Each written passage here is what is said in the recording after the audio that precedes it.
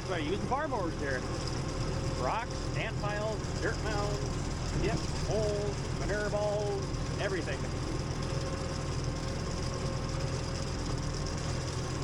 Works pretty good here.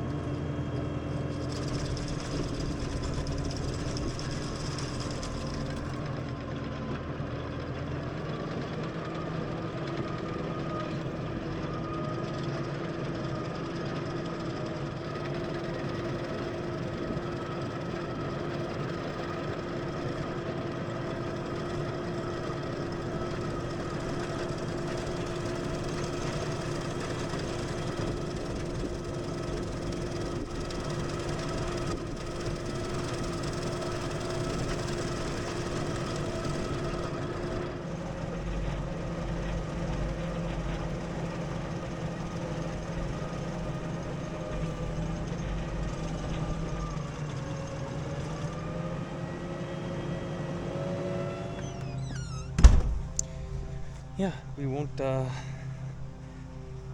need to upgrade mowers for a while. So, in double trouble. Yep. Dad got his new one beginning of last year. Sold his old one this year. And I bought mine last fall after the season.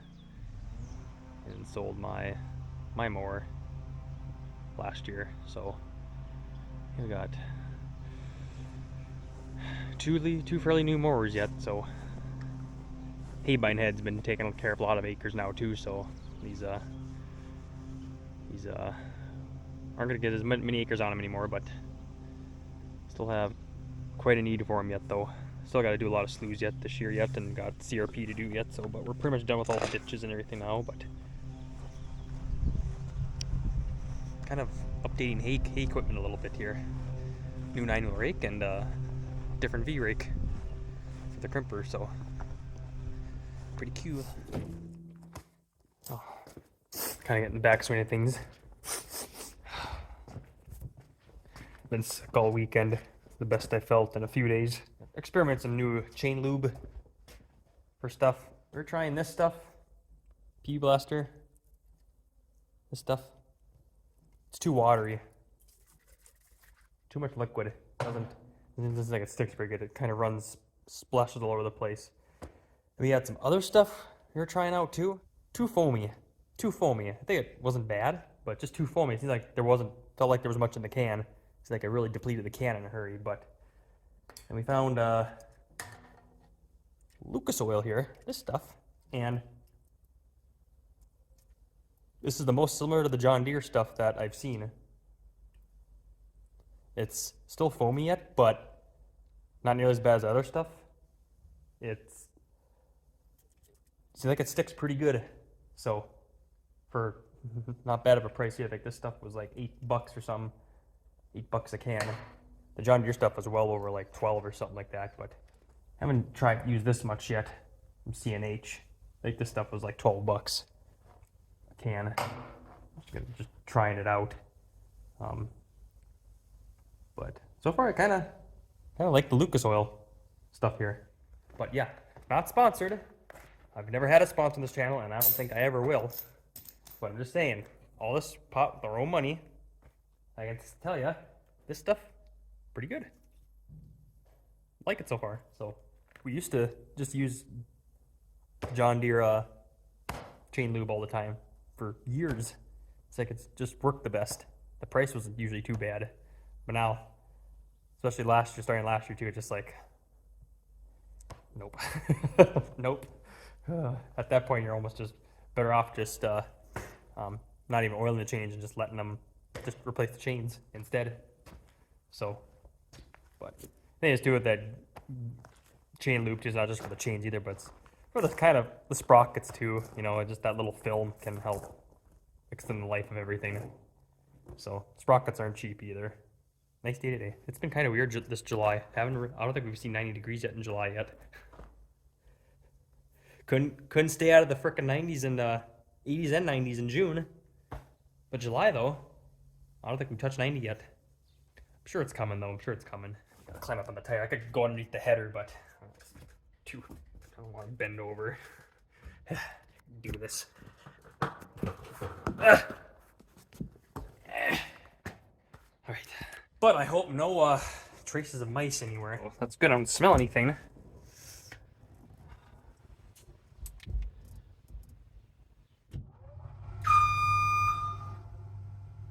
Wish I could have started him this spring, this combine, but just never happened. Should have been started, but usually try to start it right away in the spring. Sometimes it's just usually the way it's been going. When we needed something, we started it the same day we needed it.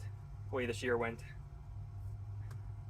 At least now it's going to be like a week in advance at least now, so.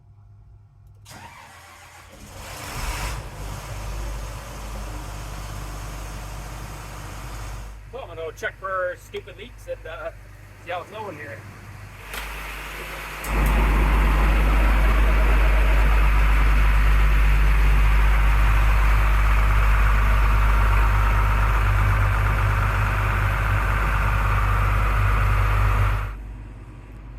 Tires turn back there. Yep. Turn, header lift. Yep, header lifts. See if it'll move. Good question. I'm always worried about those brakes underneath.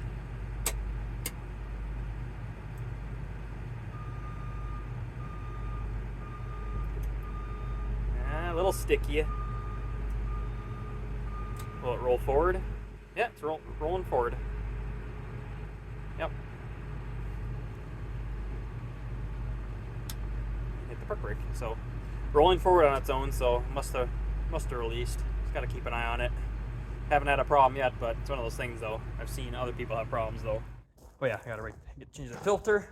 I'm gonna get the semi out too and grease it. Should be greased.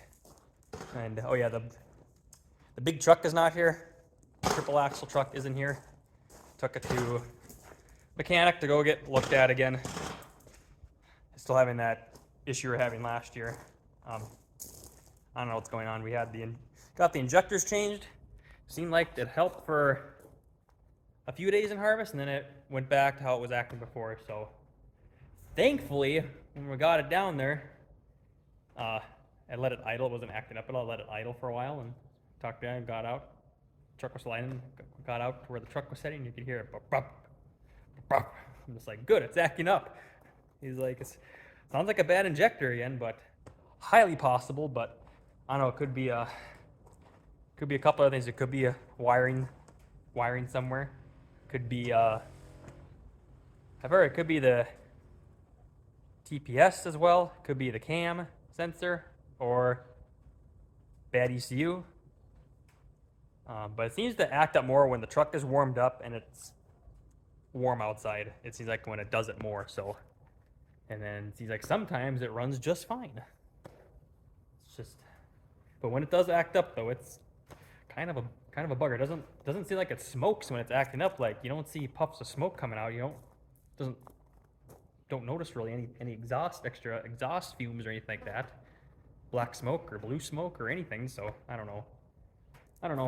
So took it down to a truck mechanic to have him plug in, pull the codes, and see what it's doing now. So try to get that situated. Yeah, you stupid flies, man! What the heck? That's why I'm gonna back the truck out and be outside in the wind. Flies don't bother me then. You know, normally most years we have, you know, you either have flies during the day and then you have mosquitoes at night. Right now, we have flies during the day and mosquitoes during the day. So if you're out of the wind, or there's not much wind, you get easy to get swarmed. Oh, just sitting here on the road. I'm updating the GPS here. I got software for it. Might have to take a few minutes yet, but yeah, just got to use the USB, swap USBs out. I got files on there, so go to work. Hopefully this solves issues we're having with it, so either with freezing up or not turning on. So I think it's not shutting down properly sometimes, so oh, here we go. Yes. Okay. It's not done yet. It's not done yet. They just let me still do stuff yet, though. But... so, keep screwing with this for a little bit, and yeah, give her a test run. Yeah, hopefully get this thing squared away. Won't be using it for, because I just unhooked the sprayer in the shed for now, so I got nothing behind here now. So I'm gonna clean up the stuff a little bit back there and tidy things up a little bit in this tractor.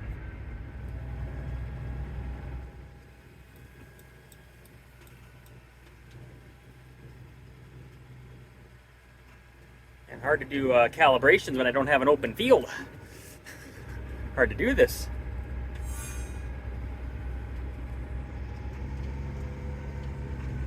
Had to redo some calibrations after the update, so seeing what it does now. So, oh, I gotta change that, eh? Okay, so it limits my speed there.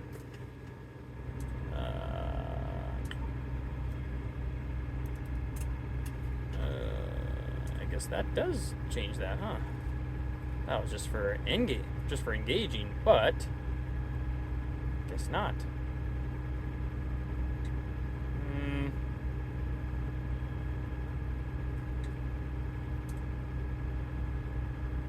I don't see how the hell I'd ever even go that fast ever, so try that once.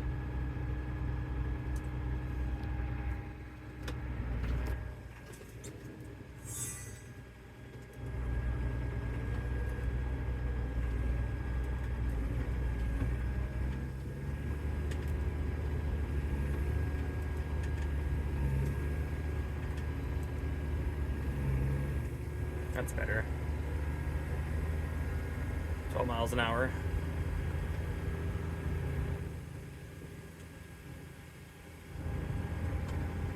Might work.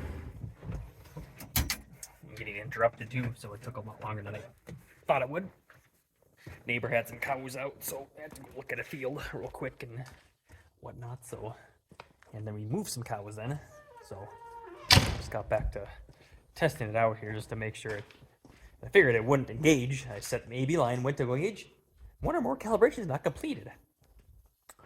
Yeah, I don't know. I don't know what to say. It seems decent, I will say. I would say it's not as intuitive, I would say, because of the naming conventions on here. It's something to get used to, but once you start using it more and more and more, you start figuring out where everything's at. So, pretty much once the sprayer gets hooked up on this tractor in the springtime, it doesn't come off. It don't come off until we're done spraying. it don't come off. So kind of takes a bit to hook up and unhook the sprayer, you know, wired connections and tidying stuff up, then harnesses, pain. So we used to do it quite a bit before we had the Massey and I guess my TS6 too, you know, when we didn't have those two tractors. And that's something, this tractor just went over, how many hours are on it now? I already forgot now. I just looked at it too. This tractor has 3,100 hours on it. The Massey has over 2,600 hours. But this tractor is, Massey came in February 2015. So 14, 13, 12, 11, 10. This tractor is like is pretty much 7 years older.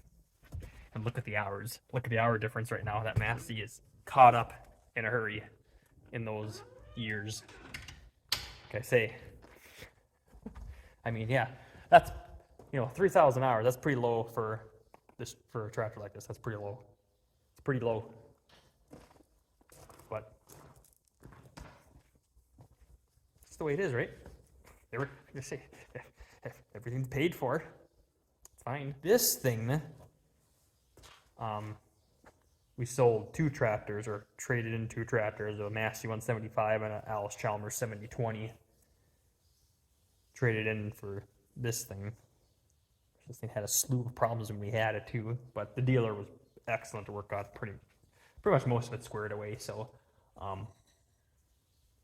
but at that time though, I think we only had 5 tractors. I think at that time. So I think at that time we had the TS100, the ACO Alice,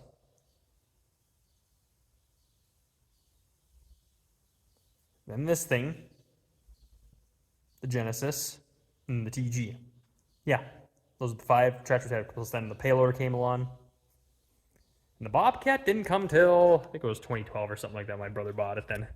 Bought the S185 then. So, but yeah, at that time we only had pretty much 5 tractors. And the hours showed it too. Those first few years actually, what would that be? 2008, 9, 10, 11, 12, 13. Was it that many years? No, that's all we ran for like 7 years. And then, yeah, then we got the Massey then and ordered it, or bought it in 2014 winter. And then it came up delivered in February then in 2015 then. And I bought my TS6 then in fall of 2016 then. We had 2 tractors in the fleet then in those couple of years then, and boy, it's helped. Holy smokes. It's amazing you don't have to unhook tractors as often anymore. You don't have to unhook stuff. Like I say, since then, when this thing gets hooked up with the sprayer, it stays hooked up because sick and tired of it. Unhooking stuff. Oh man. God, just thinking about that, dude. Yeah, it kind of sucked when we went from 6 tractors to 5 tractors. We sold that, little 175 and that 7020, it pretty much, we lost an extra tractor, but had to pay for this tractor somehow. That was the thing.